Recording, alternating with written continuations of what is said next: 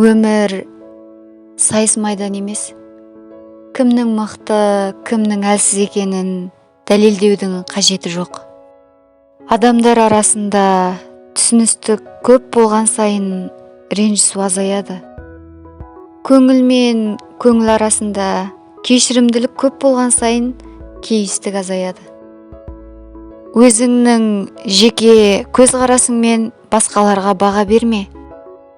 Әрбір іс туралы мынау дұрыс, мынау бұрыс деп үкім шығара берме. Басқаларды сенімен бірдей қиялдауға, бір пікірде болуға ешқашан зорлама. Басқалар сені жақсы түсінеді деп үміттенбе. Себебі әр адамның өзіндік жеке көзқарасы әр түрлі болады.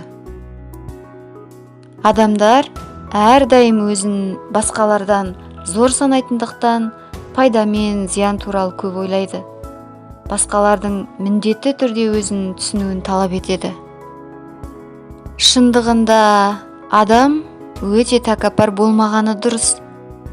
Ерекше өзімшілдік адам өміріне ешқашан шаттық сыйламайды. Үнемі өзін басқалардың орнына қойып ойлағанда ғана шынайы жақсы қарым-қатынасқа ие бола алады. Көкірек қойнауың қаншалық кең болса, қуаныш соншалық көп болады.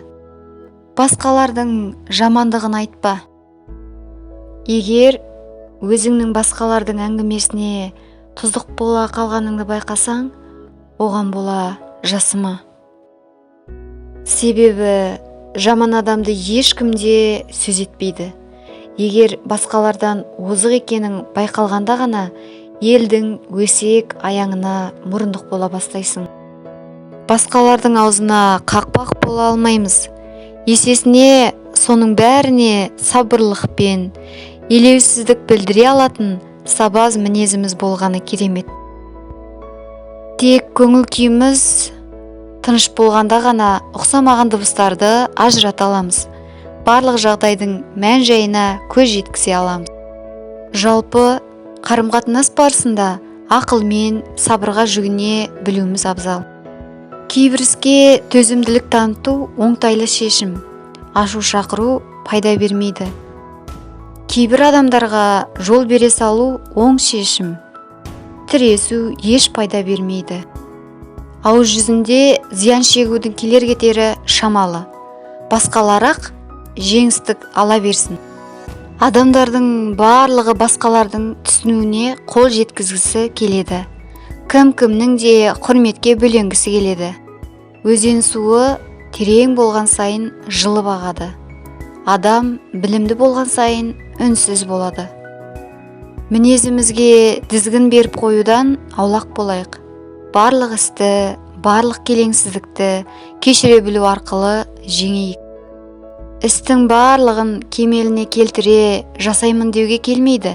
Көп жағдайда тұйыққа тірелесің. Досыңа да қытымырлық танытуға болмайды. Доссыз қаласың. Жол бере білсең, дархандығың көрінеді. Кешіре білсең, кемелділігің көрінеді. Кемшілігіңді жасыра берме. Қылшығын аламын деп былшығын шығарасың. Артықшылығыңды айғайлап та айта берме. Көптің көңілінен қаласың. Тасың өрге қарай домалай қалса, асқақтап кетпе. Істерің сәтсіз бола қалса, жасып кетпе. Гүлдердің қауашағы да мүмкін құлпырып тұра алмайды. Қайғы мұң да бір адамның басында қонақтап қалмайды.